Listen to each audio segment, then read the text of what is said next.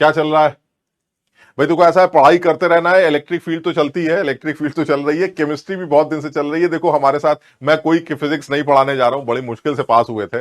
Salim sir मेरे साथ हैं, सलीम सर की क्लास है, वही क्लास लेंगे। लेकिन बहुत दिनों से चल रहा था भाई सलीम सर के साथ जो है एक बार तुमसे मुलाकात की जाए। तो सर आइए, आप जरा बच्चों को अपनी क्लास में लीजिए। हेलो भैया, आप लोगों की डिमांड पर फाइनली फैजल से रास्ते में मिले। बहुत भारी भरकम थे, मैं इनको उठा के यहाँ लेके आ गया। सही बोला ना सर? हाँ बिल्कुल बिल्कुल। तो थोड़ा सा बस 1 मिनट की यही बात करनी थी तुम लोगों से कि फिजिकल केमिस्ट्री कई दिनों से क्लासेस नहीं चल रही हैं, तो ऐसा ना हो कि उसको छोड़ दिया जाए। तो उसको रिवाइज करते रहना, कुछ कुछ पढ़ते रहना, और डेली के डेली टारगेट बना लो, आधा घंटा पढ़ने का या 20 मिनट पढ़ने का। और कुछ कुछ क्वेश्चंस को रेगुलर बेसिस पे प्रैक्टिस करते रहो, क्योंकि अगर वो छूट जाएगा ना तो फिर दोबारा पढ़ने में बहुत टाइम लगेगा। हम लोगों ने मेहनत की थी यार उसमें, है ना। तो थोड़ा सा रिवाइज करते रहो, टेस्ट रेगुलर बेसिस पे देते रहना, जहां पर भी फिजिकल का टेस्ट हो वो टेस्ट देते रहना। बाकी मेहनत तो तुम कर ही रहे हो, अच्छा रिजल्ट लेके आना है। और फिर मुलाकात होगी, अभी कुछ दिनों बाद भी फिर मिलेंगे, है ना। बहुत मिस कर रहे थे सर आपको, बहुत। हर क्लास में फैजल सर को बुलाओ, फैजल सर को बुलाओ। आज मैं फैजल सर को उठा के नहीं आया, रास्ते में मिले था, मैंने कहा चलो सर आज आपकी क्लास सुनो हमारी। हाँ, तो आज जो है प्लान यही था हमारा। अभी अभी प्लान ये बना है कि भाई ऐसा है, फिजिक्स जो है आप पढ़ाइएगा बच्चों को। एकदम से आप जब पहुंचेंगे तो सर को लगेगा, सब लोगों को लगेगा यार ये सलीम सर थोड़े से मोटे वोटे से हो गए तो सर एक काम करते हैं, हाँ, फिजिक्स आप पढ़ा लो, फिजिकल केमिस्ट्री में पढ़ा लेता। तो फिजिकल केमिस्ट्री सर खत्म हो चुकी है, खत्म हो गई यार। बोला मैं पढ़ा लेता फिर। हाँ, तो सर तो चलिए फिर ऐसा है भाई, मैं चलता हूँ, सर की क्लास का टाइम वेस्ट नहीं करूंगा, है ना। अरे नहीं सर, बिल्कुल और नहीं सर, सब लोग ऐसा कोई कोशिश बात करते नहीं रहो भाई, सब लोग लगे रहो, है ना।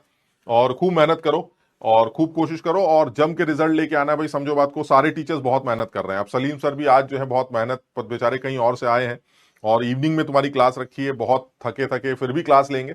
तो सारे टीचर्स बहुत मेहनत कर रहे हैं और मेरा कहना यही है कि भाई सबकी मेहनत सफल होनी चाहिए। तुम भी मेहनत कर रहे हो, है ना, और मेहनत करो, जितनी कोशिश कर सकते हो करो। रिजल्ट एक जबरदस्त रिजल्ट चाहिए इस बार। प्रयास 1 से जो है टॉप 10 में रिजल्ट चाहिए, मतलब हर बार की तमन्ना यही रहती है। और इस बार कोशिश करते हैं प्रयास 1.0 से या 2025 बैच से टॉप 10 में रिजल्ट निकले, है ना। तो चलिए सर, आप शुरू हो जाइए। सर और कुछ गाइड कर दो सर इनको। कुछ गाइड नहीं करना सर, ये तो सब समझदार लोग हैं सर, ये सब समझदार लोग हैं। देख रहे हैं आप, फलाना साहब, इनको इनको जो है टाइम पास करना है बस, है ना। इनको पढ़ना नहीं है, इनको टाइम पास करना है। तो इनके साथ जितना करेंगे। पूछ लो, कुछ पूछना है पूछ लो। नालायक हो, किसी ने भी ये नहीं पूछा सर फिजिकल केमिस्ट्री तो खत्म हो गई, अब उसको रिवाइज कैसे करें। नहीं, एक भी तो बच्चा ये नहीं पूछा है। इससे मतलब नहीं है सर, इससे कोई मतलब नहीं। इनको बकरे गिराने, और वो बकरों का लिख देंगे कि आगे बकरा गिरे इनको मैं अपनी क्लास में बकरे का टेम्पलेट होता था, हाँ। तो इन्होंने बकरे का टेम्पलेट लगवाया था मुझसे। अच्छा अच्छा। तो मैंने बीएम से कहा कि बकरा का टेम्पलेट, इनका यही काम था कि उसको 10,000 पहुंचाना है, उसको 15,000 पहुंचाना है। और तो हाँ, कोशिश करो भाई सब लोग। हाँ, अब एक बार जल्दी से ये लिख दो, मैं जाऊं यहां से, जल्दी से लिख दो, तुम लोग कोशिश कर रहे हो। और फिजिकल केमिस्ट्री में, इनफैक्ट सारे सब्जेक्ट्स में पूरा अपना जान लगा देनी एकदम। तो जल्दी बता दो, सब लोग बढ़िया से तैयारी करोगे और एक जबरदस्त रिजल्ट लेके आओगे। जल्दी से बता दो भाई मुझे।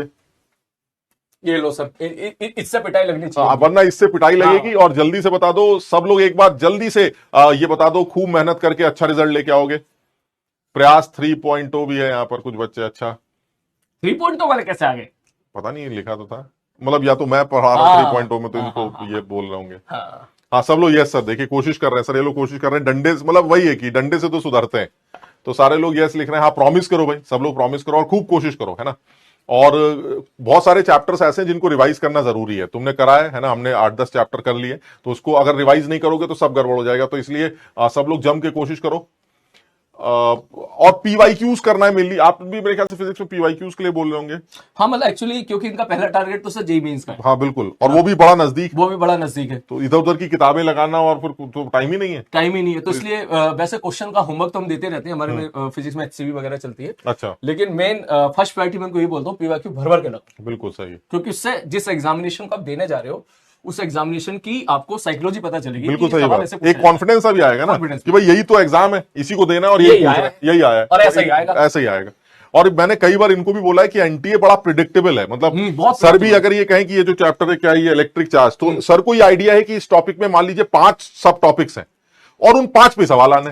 तो तुम इतने समझदार तो हो यार कि उन 5 में से 5 पर कम से कम अगर 50-50 सवाल लगा लो या 20-20 सवाल लगा लो, 30-30 सवाल लगा लो, तो अब उसके अलावा कुछ आना ही नहीं है। हम ये भी नहीं करते। मतलब मुझे हैरानी है कि जब तुम्हें पता है कि इस चैप्टर में ये 5 बातें आती यही आएंगी, तो इन्हीं के ऊपर 20-20 सवाल लगा के इसको पक्का कर लो ताकि एग्जाम में नंबर कंफर्म हो जाए तुम्हारे। और यही चीज फिजिक्स के साथ, यही केमिस्ट्री, मैथ्स के साथ है। लेकिन पता नहीं हम क्या पढ़ते रहते हैं, कहां से पढ़ते रहते हैं, समझ में नहीं आता यार। तो फिजिक्स में भी हर चैप्टर के कुछ सब टॉपिक्स होते हैं जिसपे सवाल आते हैं, वही आएंगे। एनटीए तो